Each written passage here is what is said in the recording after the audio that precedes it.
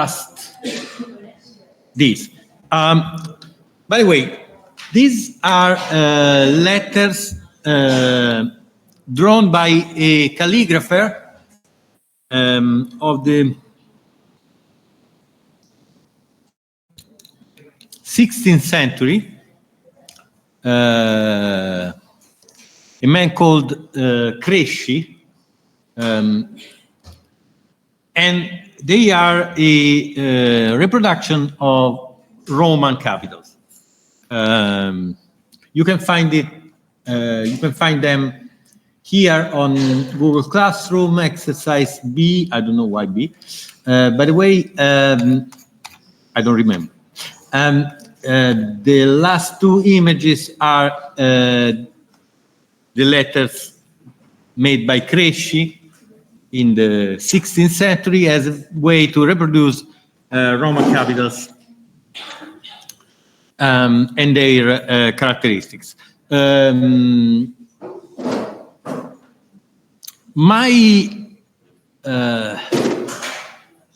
the exercise is just to draw what you see. So observe these letters and try to draw them as you see them on the screen, or if you have a computer, you can look directly from the computer without I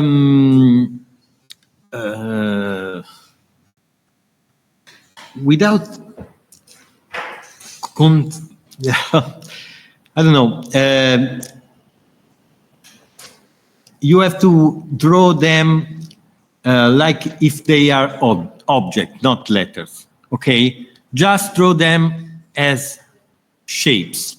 Okay, without considering what I've said until now about the nature of Roman writing and whatnot.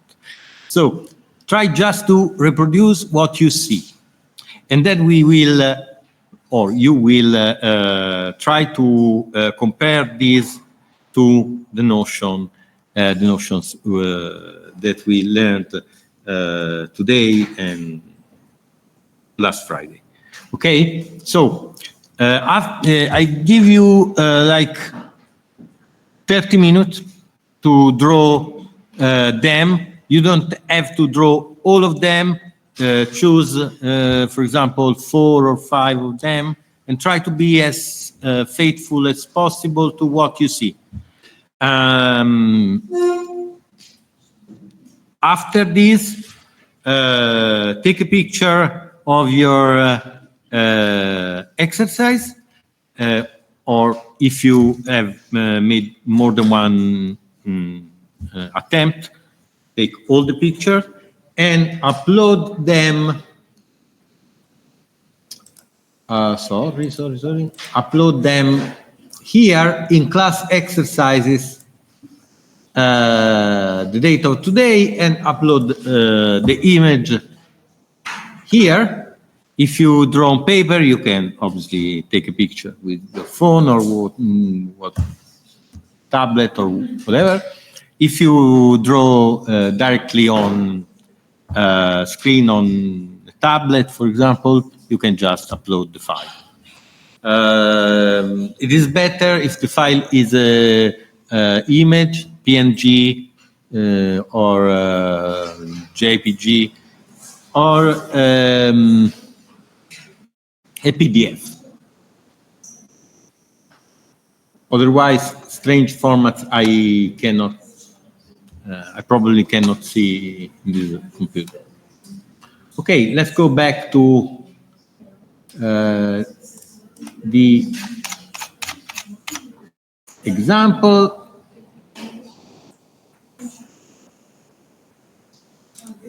No.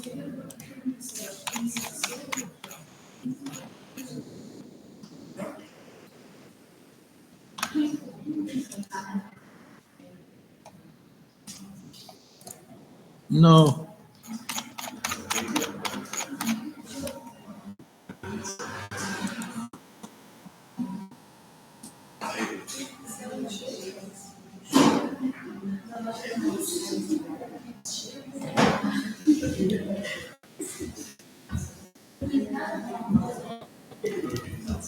So you have half an hour.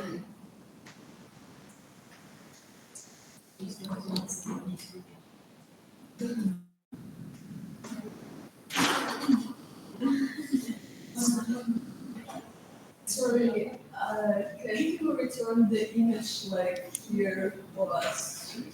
Oh, sorry.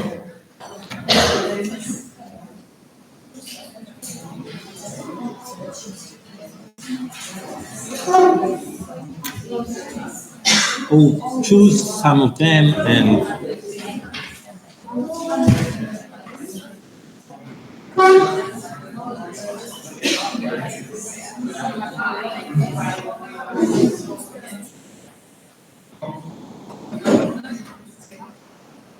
okay, at least to wait. If you think at letters, you can draw them by thinking that they are letters and that the shape of D, for example, is this one. Okay, you already know that the shape of D is this one, so you compare this shape, ideal shape, to what you see on screen, for example, of a particular letter, and then try to adapt your model to what you are looking at. The other way to draw is to try to reproduce what you see without thinking that it is a letter, a tree, a microphone, a bottle, whatever. You just try to draw what you are seeing without thinking at the object. I give you another example that do not that has nothing to do with letters. If I have to draw a tree that is in front of me, I can look at the tree and think that, okay, there's a trunk, then branches, and then leaves, etc., etc. And then I have this tree. Or you can actually look without thinking at the tree, look at the tree, then, for example, you start drawing piece by piece the individual shape of a leaf, etc., etc., okay, without thinking at what you know, but only what your eyes are looking at. In terms of letter, if you look at this letter, you will quickly realize that, for example, the D, the shape of serif of D, is actually a shape made like this, with a curve, okay? If you just look at the letter and part by part and try to reproduce as faithful as possible, you can reproduce these shapes that in other ways you can not see. Because if you think at D, you probably have this idea that the D is made in this way, so there is an angle here. But if you carefully try to reproduce just what you are seeing without thinking that is a letter, and probably you know how this letter should look like, you actually see that here at the bottom left corner, there's no corner. There's a curve, okay? And then at the top, if you look carefully, it is not like this, but it is like this.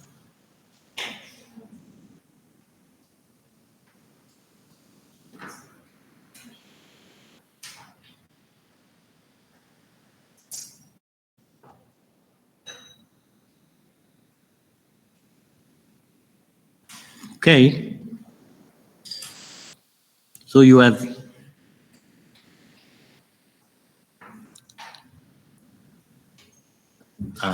these shapes that slightly go down, etc., etc. And the same can be done for all the other letters. So there is a difference between drawing from life, as the artists say, and drawing from a model that you can have in your head. Okay, so you respect let's make another example. If you are drawing a portrait of a person, you can, for example, say, okay, I know that the nose should be exactly at the middle of the face, etc., etc. But maybe this person has strange nose that is not exactly in the middle of the face, and so if you just try to function as a camera, like if you do not think at what you are doing, but just try to reproduce what you see, you can reproduce the little irregularities in some way. It is just an exercise in drawing.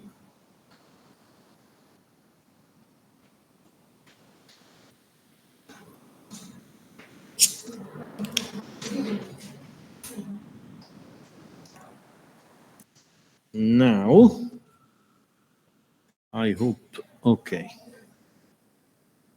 No. What happened? Okay.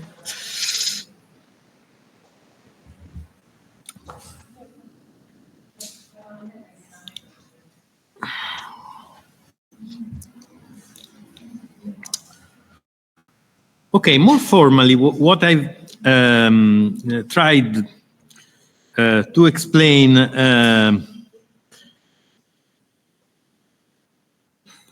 here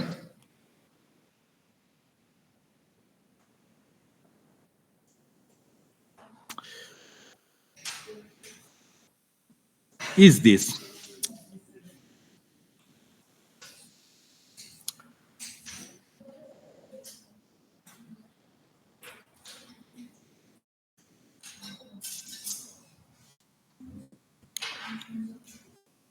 We can draw by trying to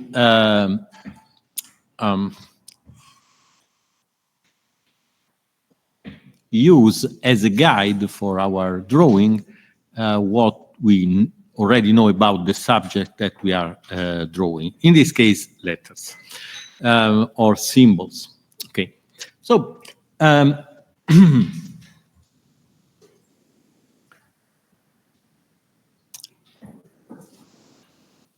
the other way of drawing is like trying to reproduce just what you see without thinking that is a letter, a tree, a face, whatever.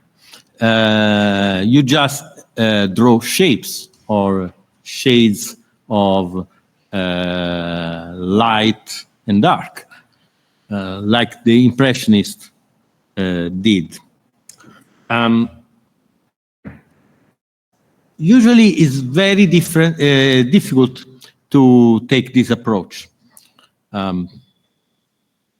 Because if we try, we are always constrained in one way or another by the thing that we know.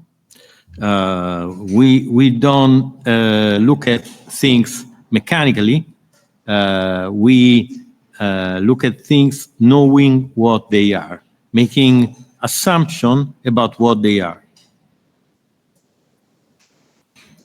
But it can be useful as an exercise because afterwards, the second step should be trying to look what you have done, at what you have done, and try to see what is good and what is wrong, and comparing to the source.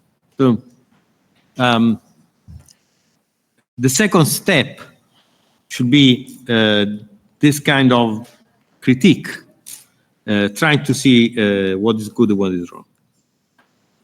Another way to approach the task of drawing letters is considering their structure, okay?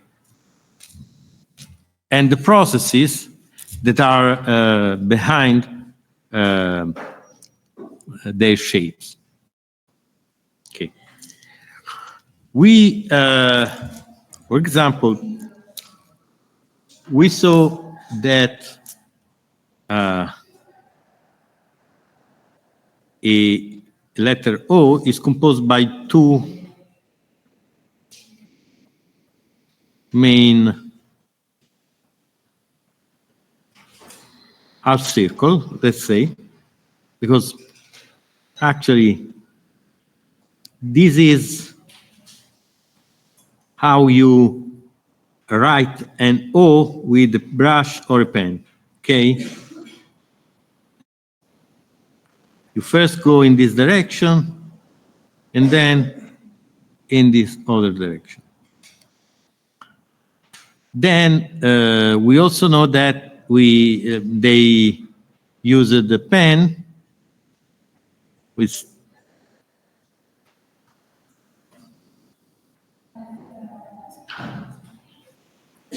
and then this pen leave a trace like this. By knowing these processes and this structural notion about letters, we can compare what the model we are looking at, in this case, for example, this, and comparing what we are looking at. So let's see, this is our eye. And this is the O.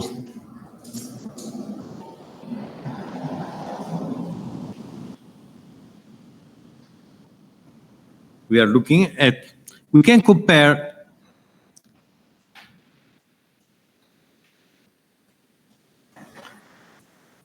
what we are seeing to what we see, what we know about the letter, the structure, the structural characteristic of this letter, and the fact, for example, that we have contrast, that we can have contrast, low or high contrast, we can have an axis, we can have a diagonal axis, we can have multiple things.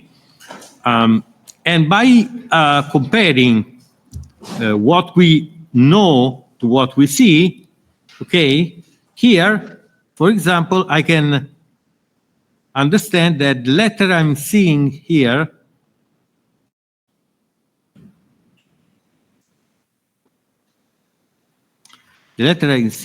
is rather compressed. Compressed means it is horizontally compressed, so it looks like this, like its height is bigger than the width in comparison to the normal letter. So what I'm seeing here is different from this because it is compressed. Then I also see that the contrast in what I'm looking at and compared to the normal model I have in mind is high or higher than the model. So I can reconstruct, I can draw, so I can draw. Let's make a pencil here. I can draw this O by comparing what I'm looking at with the notion, the structural notion that I know about this letter. And in this way, I have the opportunity of understanding how to draw this letter.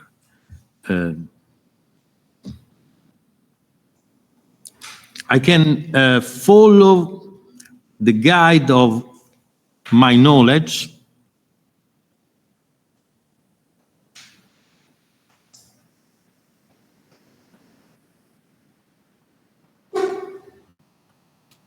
and the understanding of what I see to draw a letter that is quite compressed, and I see there is a diagonal axis. I see that, so it means that the thinness points are in this position. I see that there is a lot of contrast, so this part is very, very thin.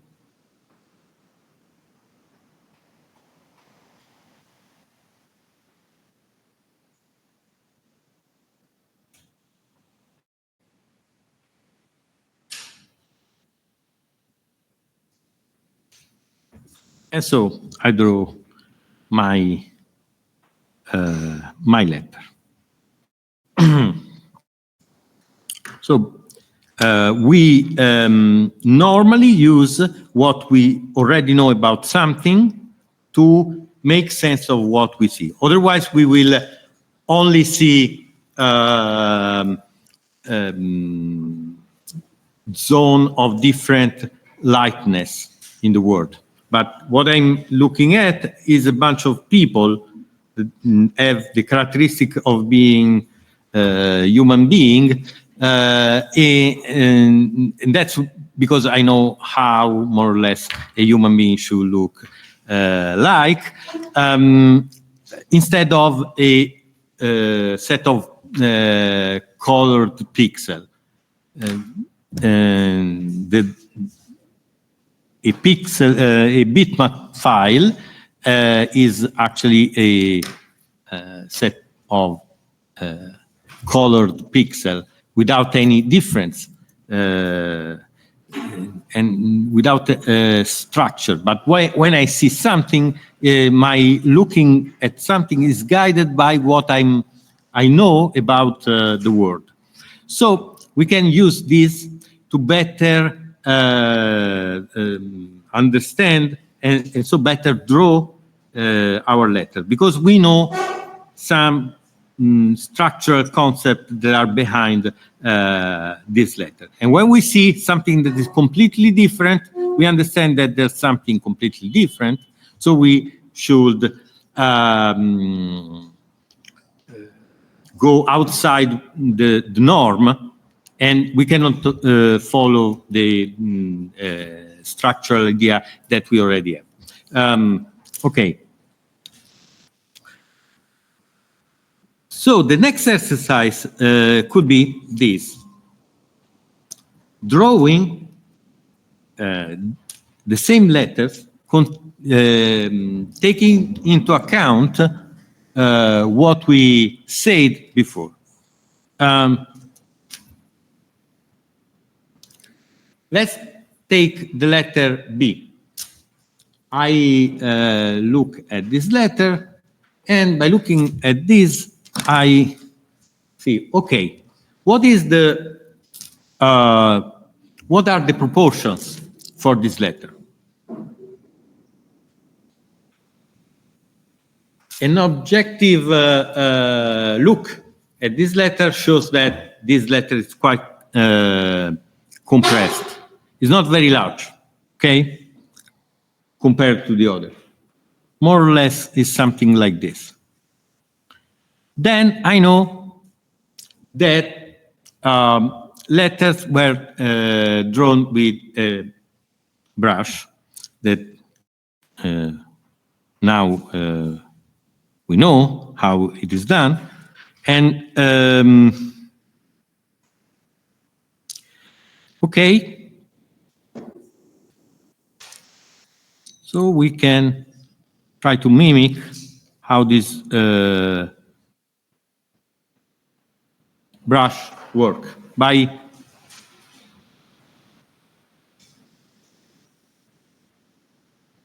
drawing in this way. Now, the part that is maybe the hardest part is this one. We have to do the round parts. And by looking at the letter, we can see that the top part is smaller than the bottom part. And also, it is smaller not only in height, but also in width. And we know that we have to use this pen in this way. Okay, we have this shape more or less. Okay, then we have the bottom part. It looks like this. And observing the B here, we see that in the bottom left corner, there is a curve. So why is there a curve? Probably here, the brush, probably here, the direction of the brush is not like this, but it is like this, okay? It turns upward, okay?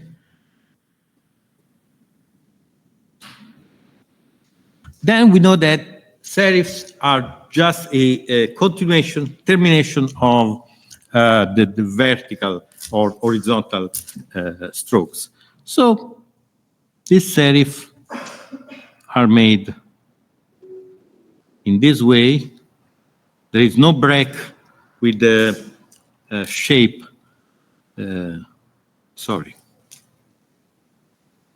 There's no break in the continuity of the lines. So it's not like this, but it is like this, okay? Okay, so we have this part. Then we can refine our drawing by looking at the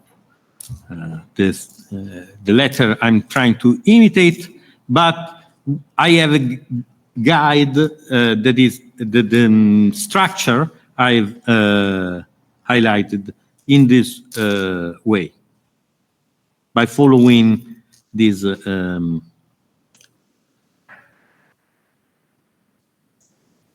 knowledge that I have. And okay, on top, I see there is not flat. The conjunction between vertical and horizontal is not flat, but it is like this, okay? I can look at it in this way. Okay, it is quite good. It is easier to try to reproduce the letter in this way. I explicitly use the knowledge that I have about the letter and about how the letter were traced. Okay, this technique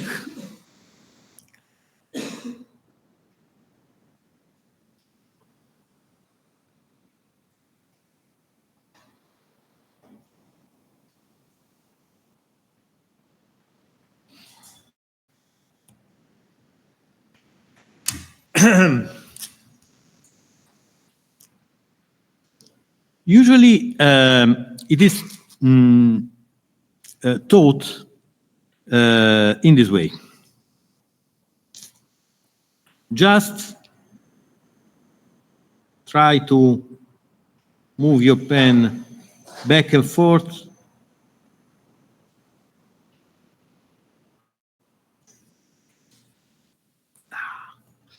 Just try to move the pen back and forth, mimicking the brush or the pen. Okay, the broad nib pen.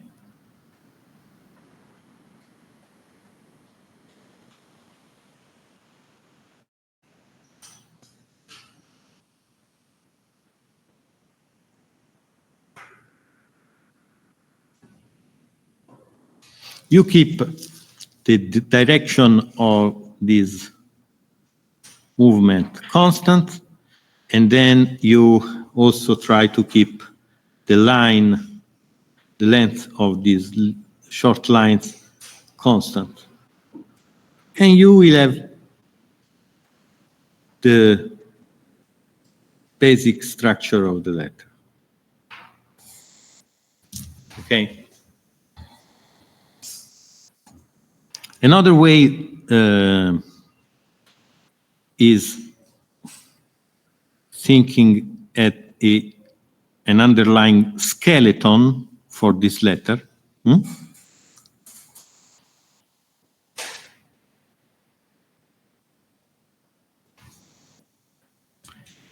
And then try to follow this skeleton with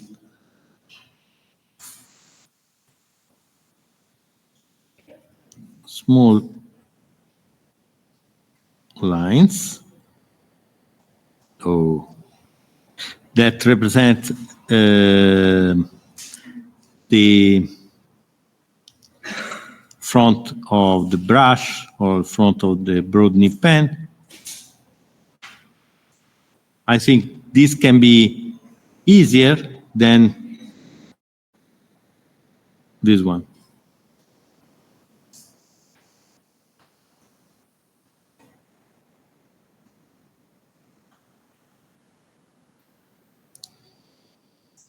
Then you can describe the basic shape. Now, suppose that you are looking at some letter that is done in another way. Suppose you are looking at a letter at the D that is made like this.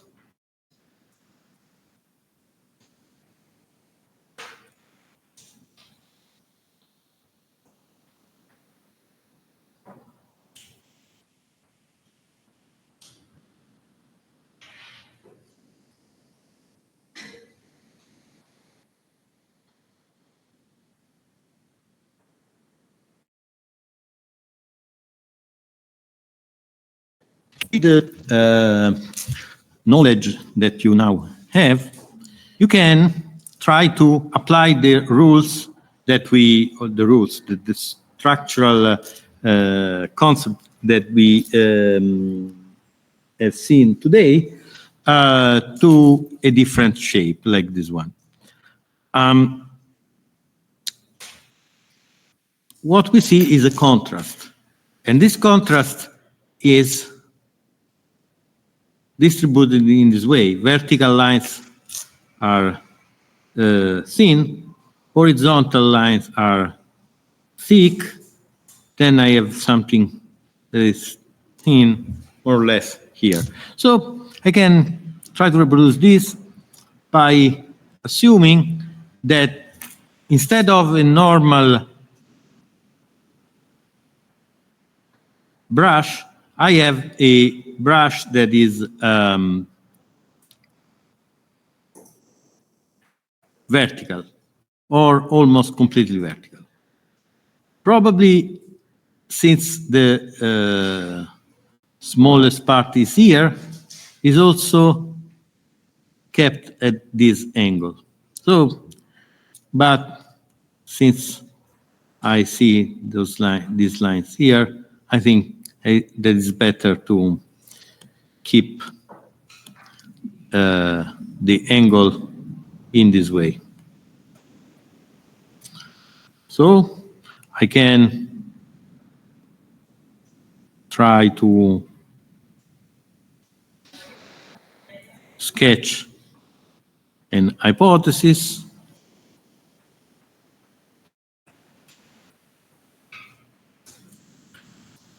I have more or less the shape that I have to reproduce. And at this point, I can try to reproduce faithfully the details, okay? Because I have the shape. Now, the difference between this and this is that now I have this point here that is the thinnest part, but in the case of my model should be here. So I have to make some adjustment to the shape I've drawn, because now I can compare, I can do a comparison. And okay, probably this is more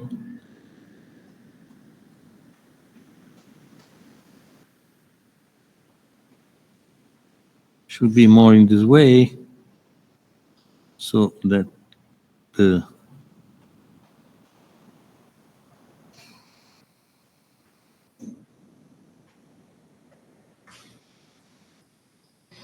shortest path.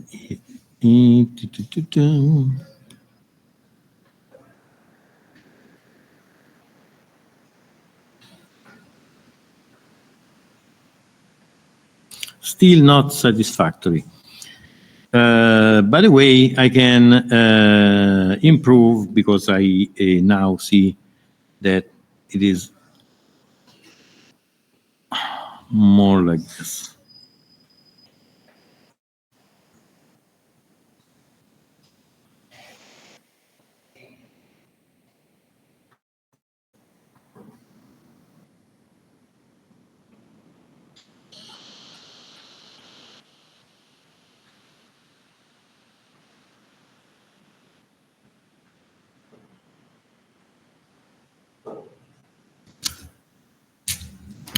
Okay, this is a way of following this model.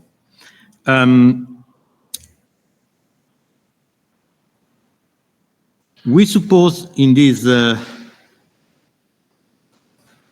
example that the main thing about a letter is the contrast model, the way in which the contrast is distributed along the lines.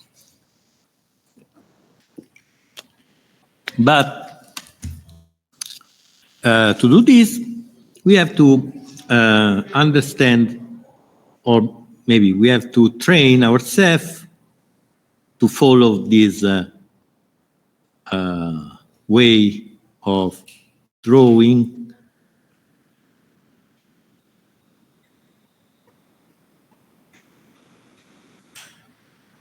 by short lines with constant length and constant angle. Okay, and by doing so, we can easily draw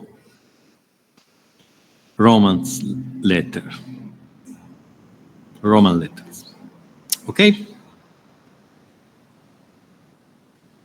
Another way is, and this is based on the skeleton of the letter, okay? Because I think I have to suppose that there is a skeleton, like an inner trace that I follow and constitute the bones of the letter. Okay. Now,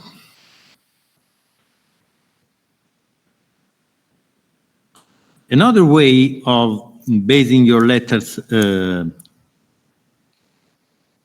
on a skeleton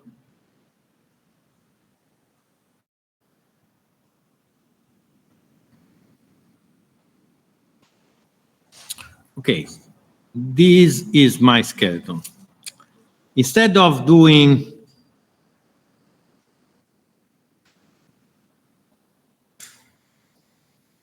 these that try to mimic the pen, I think literally in terms of skeletons and flesh, muscle, etc., etc. So if this is the skeleton, it is not enough to define a letter. I have to add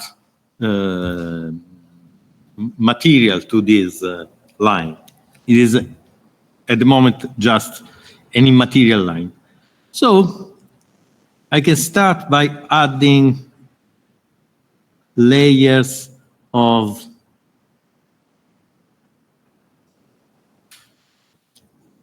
weight on this skeleton.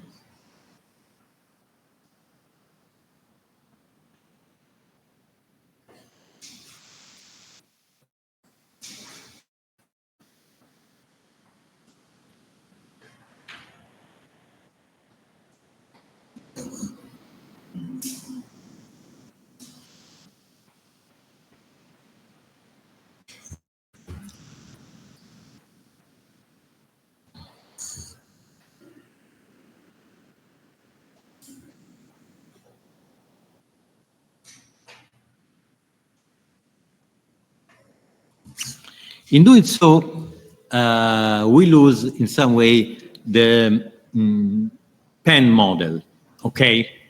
We are not following anymore the pen model. The pen model or the brush model helped us to follow the structure of Roman capitals. In this other way, we are not guided by the principle of a pen moving on a line with constant angle. But we just add flesh to a bone structure.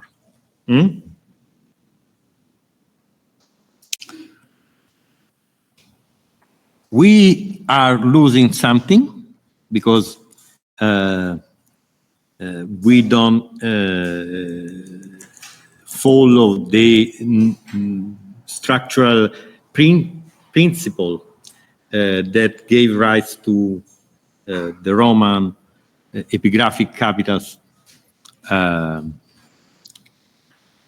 that we saw. But now I have another shape, probably, that can be interesting, at least for me.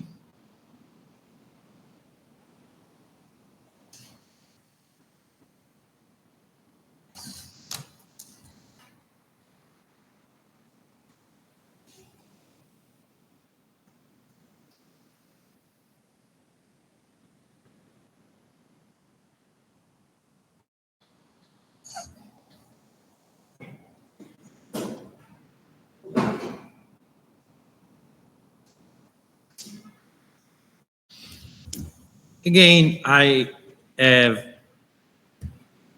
played with contrast by explicitly adding more material around some parts and making other parts thinner. But I'm not following the model of the broad pen or brush anymore.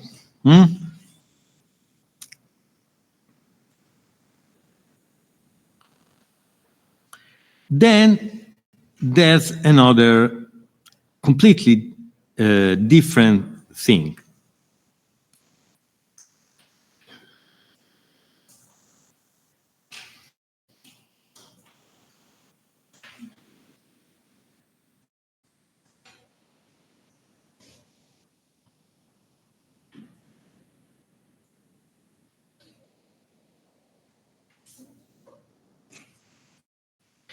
Okay, this will contradict more or less everything that I've said until now. We try to understand letters in terms of their skeleton, and by skeleton, I mean the trace that can be real or ideal, because we actually do not see the skeleton, the inner trace of the letter. But anyway, it is the ideal trace that the writer follows with the pen or the brush. Okay?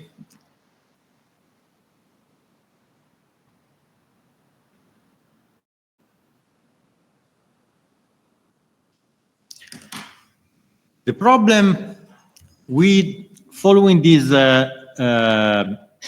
approach is that often I see students that draw letters that are very, very thin.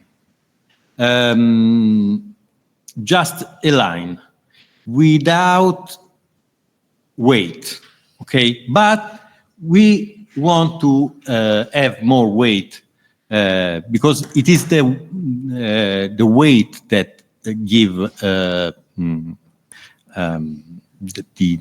appearance of the letter. I mean, a wireframe letter made by a thin line, it is just this. But when we add more black that we start to see the differences between letters. Okay.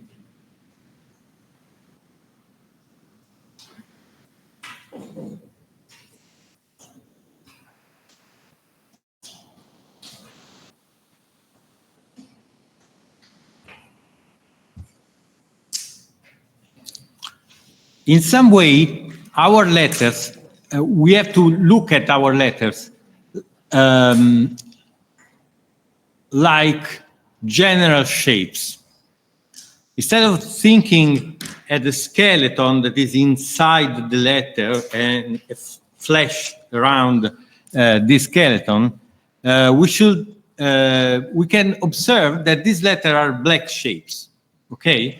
Now,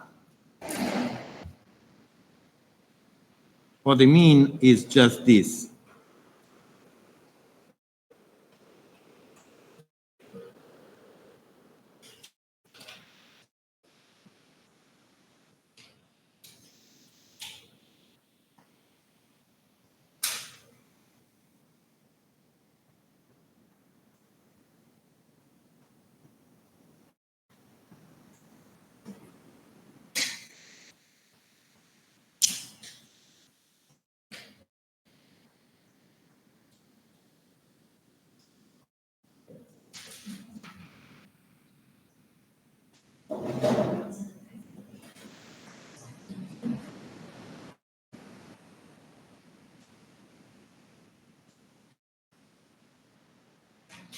we can look at this as a shape in itself without thinking at the fact that there should be a skeleton inside, okay? It is just probably a collection of three shapes, 1, 2, and 3, defined by an outline, okay? So an outline can be something like this, huh? And it's essentially different to look at letters as black shapes with outlines and look at them as skeletons with something added around. Moreover, for Latin letters, a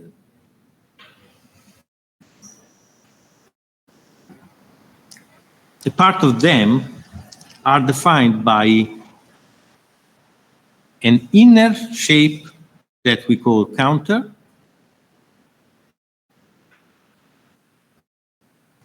and an outer shape. Okay? So there is always a link between an empty part and an filled part. Okay? There is emptiness and something that has weight. Okay? And they are somewhat balanced. Thinking at letters in this way can be useful to explore different opla.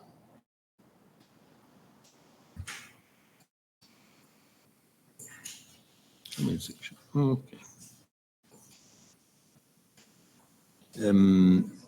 Can be can be useful if we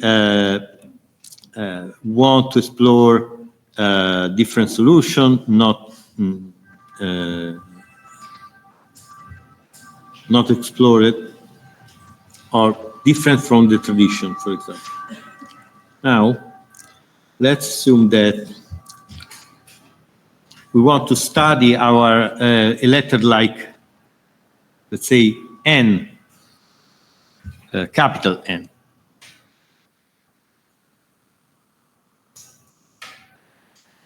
I try to reproduce the Cresci N.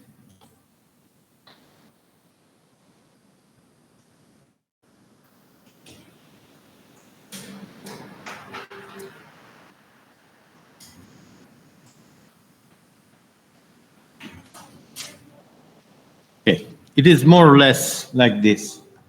Okay. Now I can look at this shape like a shape. Okay, not composed by a vertical stroke, a diagonal stroke, a vertical stroke, but a shape itself. So I can try to study the relationship between the empty part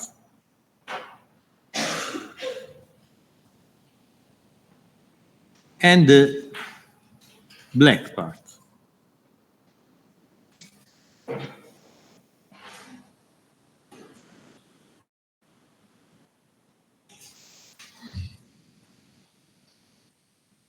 Instead of thinking at individual strokes and the width of the pen, etc., the direction of the pen, etc., I focus on shapes and the relationship between black and white. So I can start drawing, for example. Let's modify the way in which the the inner part is, the empty part is made. Okay?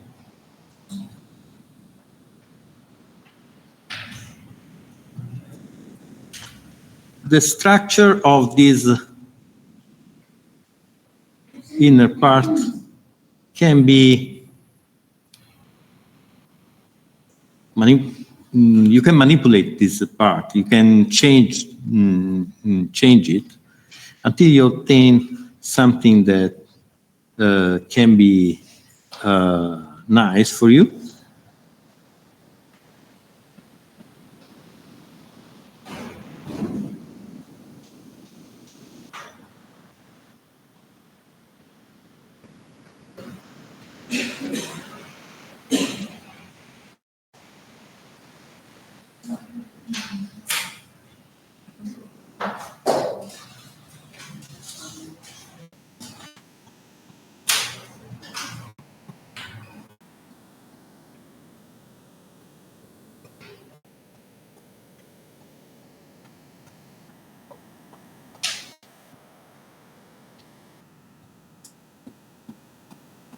And now you start seeing something that can be an organic shape, okay? That was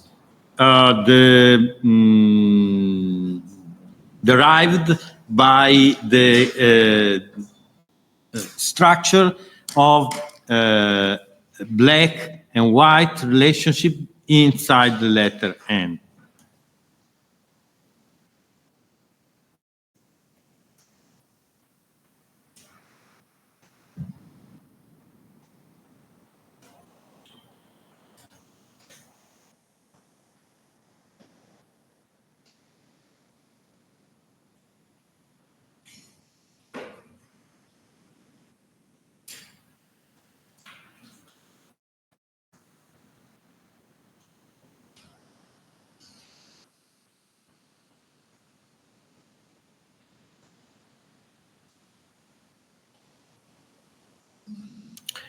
Now I have an N that cannot be easily described in terms of strokes, direction of the pen, and so on and so on.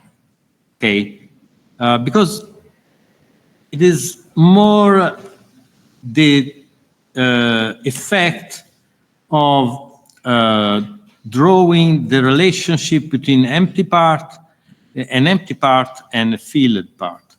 And obviously, afterwards, you can see that there is an implicit skeleton, or you can even describe this in terms of the movement of another kind of brush, different from the brush used by the Romans. By the way, the point of this confused, I admit, explanation is that the approach is different. We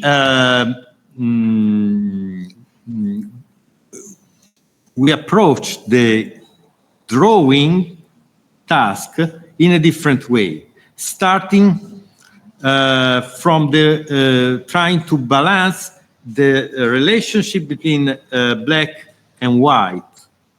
Like you have to look at them like two things that are always linked together, okay? And then you modify this relationship between the black and the white part.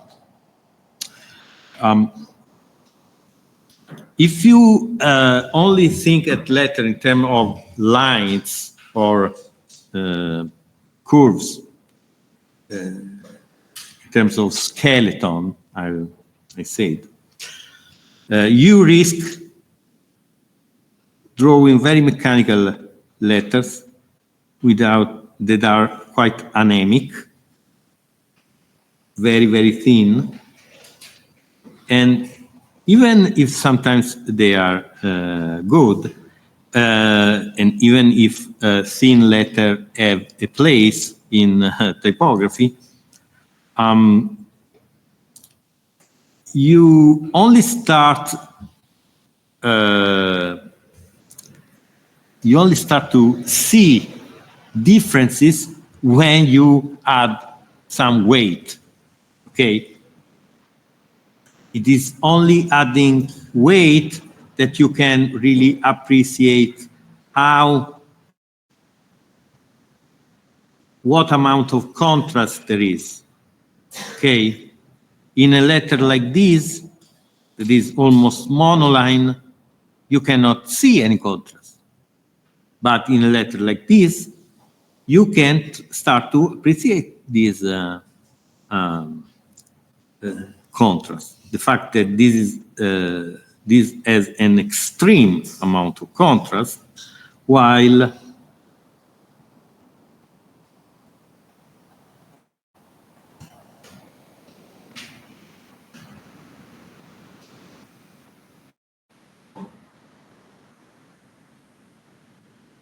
this one has a moderate amount of contrast.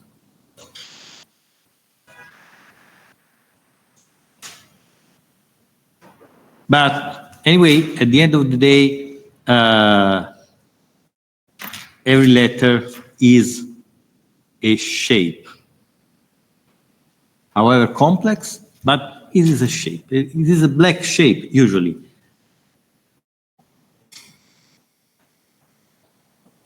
And this is just the opposite point of view in respect to the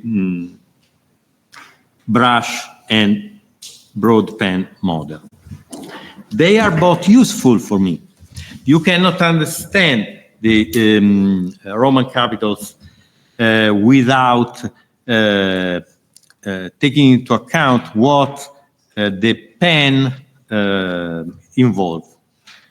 But at the same time, you have to move a little bit sideways, and instead of looking at skeletons, at letters as skeletons, you also need to look at letters as black shapes. Okay. Okay. Now we have a break for lunch. At what time Professor Duffizi is here? 3 o'clock? 3? Okay. So let's make a 1 hour break. And then I will just make a recap of the lesson so that I can systemize some of the things that I say. Okay? So bye. See you in 1 hour.